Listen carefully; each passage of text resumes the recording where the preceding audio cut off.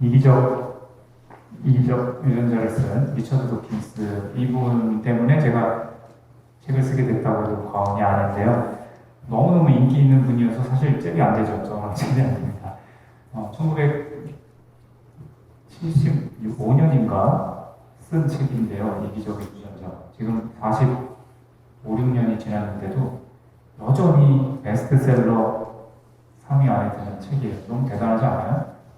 그동안에 버더빙 1세 이런 거를 생각하면 잽이 안 되는데 굉장히 인기가 많고 거의 뭐 신드롬, 도그마처럼 이분을 뭐 대적할 수는 없지만 그러나 명백하게도 이분이 주장하고 있는 많은 것들이 굉장히 허점이 많아요. 과학적이지 못하고 심지어 굉장히 마치 어떤 종교에 가까운 그런 도그마를 주장하고 있는 게 아닌가 그런 생각이 확실히 듭니다. 그래서 이분이 이제 얘기하는 것들을 보면 우리 인간의 겉모습이 실제 생명체가 아니라 사실은 DNA가 생명의 기체고 DNA가 생명력을 갖기 위해 우리의 인간의 모습을 뒤집어 쓴 거다. 그죠? 우리 인간은 생존 기계에 불과하다.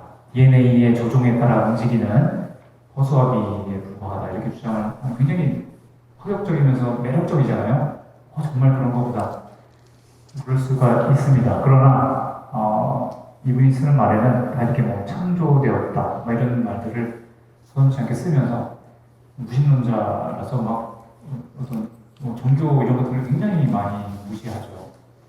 종교란 집단적인 망상에 불과하다 이러면서 막 이렇게 도발을 합니다. 그러면서 본인은 이런 용어들을 써요. 서슴지 않고 써요. 이게 자가당착이죠. 이런 것들에 대해서 저는 좀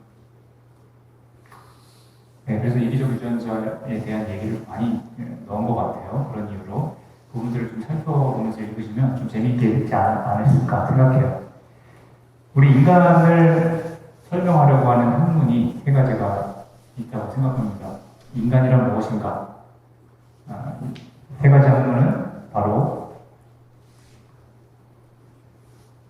종교, 즉 신학, 그리고 과학, 그리고 이제 철학과 인문학을 이렇게 하나로 묶어 왔습니다. 물론 이거를 이제 따로 떨어뜨려 놔야 된다라고 주장하시는 분도 있겠지만 편의상 하나를 이렇게 묶어 왔어요.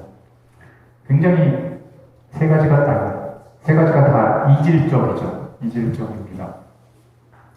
그런데 여기 있는 그림처럼 이게 경기가 명확할까요? 종교인 것은 틀림없이 과학이 아닐까요? 그렇지 않겠죠. 방금 보셨겠지만 실제 모습은 이렇게 겹치는 부분이 상당히 많이 있습니다. 이렇게 겹치는 이 중간 교집합에는 뭐가 있을까? 생각 떠올리시는 것들이 있을 거예요. 예를 들어서 종교와 과학 사이에는 얼핏 떠오르는 무슨 창조과학 같은 것들도 있고요. 무슨 지적 설계론 이런 것도 있습니다. 그런 것들은 다 과학 쪽에서 봤을 때 사이비 과학이라고 엄청나게 맹공격을 받죠. 종교 쪽에 있는 사람들도 그걸 좋아하지는 않아요. 그러니까 그런 것들을 주장하는 어떤 특정 부류의 사람들이 분명히 있는 것 같아요. 그런데도 과학은 어디지? 그런데 과학은 이 중간에 있는 이 사이비 과학이라는 것을 막 공격하면서 동시에 종교까지 다 공격을 한꺼번에 해버립니다. 굉장히 애매한 논리를 펴면서 종교를 엄청나게 싫어하죠. 싫어할 수 있겠습니다만 그러나 과학이 과연 모든 것을 다 설명해 줄 수 있을까? 그런 자세는 합리적일까 생각할 수 있게 됩니다. 또 이 사이에는 또 과학철이라는 철학이라는 분야가 있죠. 과학철학은 과학자들이 과학철을 싫어해요. 굉장히 싫어합니다. 왜냐하면 과학은 이런 방식으로 이렇게 연구를 해서 결론을 내려야 해 라고 끊임없이 간섭을 하거든요. 과학자들이 싫어요. 난 이렇게 해서 논문 데이터 내고 싶은데 왜 그게 안 된다는 거지? 그러면서 굉장히 골치 아파합니다. 그래서 과학이 원하는 이 상관관계는 이겁니다. 과학이 진짜 마음속으로 원하는 것은 종교는 제가 저기 가가지고 좀 찌그러졌으면 좋겠어. 이렇게 이것도 너무 커. 점이 됐으면 좋겠어. 이렇게 생각하는 것 같아요. 그리고 과학은 이렇게 커야 됩니다. 물론 과학은 인문학과 통섭을 해야 된다고 많이 생각을 해요. 통섭. 교감하면서 서로 우리는 상보적인 관계야. 그러면서 서로 힘을 합쳐야 돼. 라고 얘기를 하면서 말은 그렇게 하지만 주도권은 과학이 잡아야 된다고 생각을 합니다. 그래서 이렇게 저는 이렇게 생각을 해요. 그런데 과학의 마음속에, 진심으로 과학의 마음속에 들어있는 생각은 뭐냐? 그 야심은 이 그림과 다르다 생각해요. 그건 바로 이런 모습입니다. 과학은 종교 너희들 필요 없어 라고 말을 하면서도 본인이 종교가 되려고 해요. 제가 느끼기에 그렇습니다. 니체가 신은 죽었다 라고 이렇게 선포하면서 그 이후에 빈자리를, 신이 없는 빈자리를 과학이 메꾸려고 그 자리를 차지하려고 많은 노력을 했는데 역부족이라는 것을 아는 것 같아요.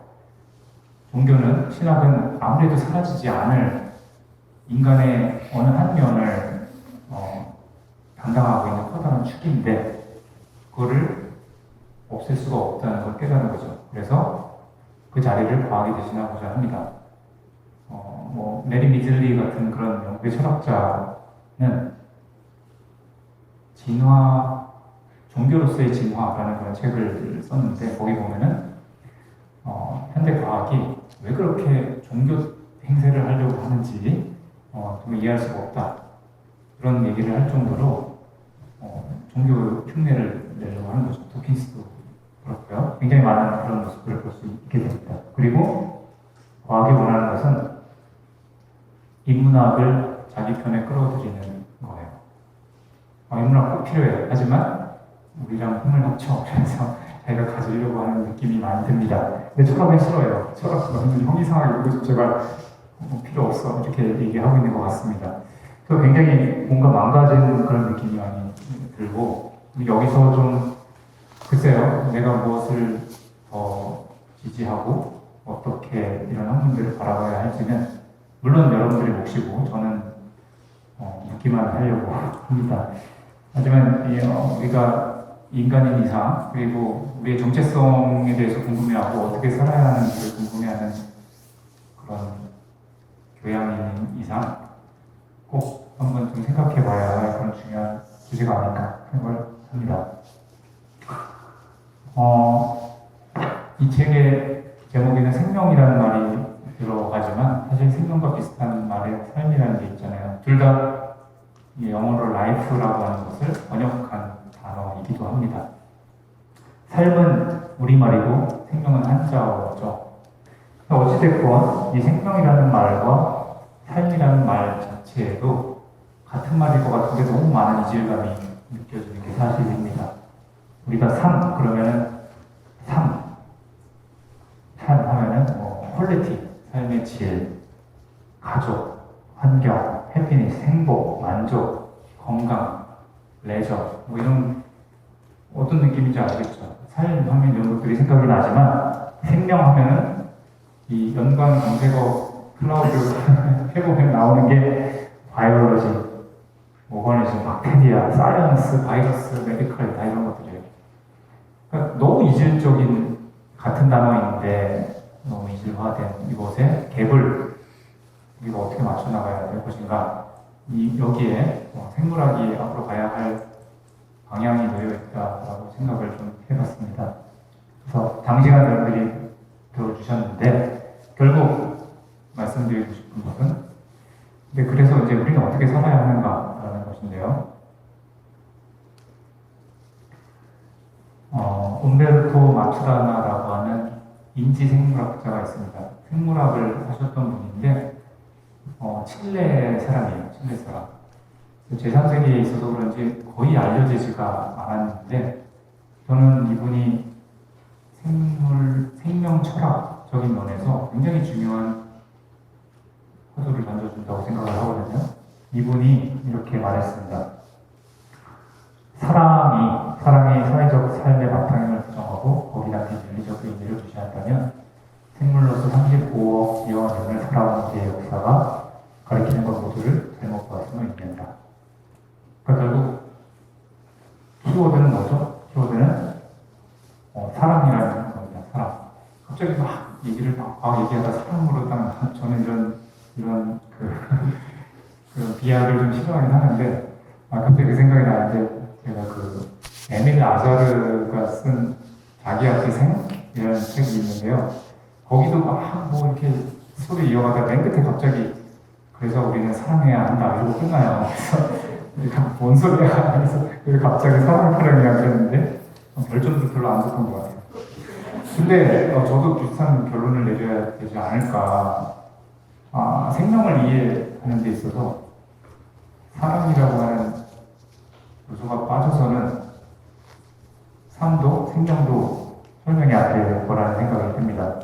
뭔가를 잘못 보고 있다는 것이죠. 또 한 가지는 유홍준 선생님이 쓰셨던 책에 나오는 구절인데요.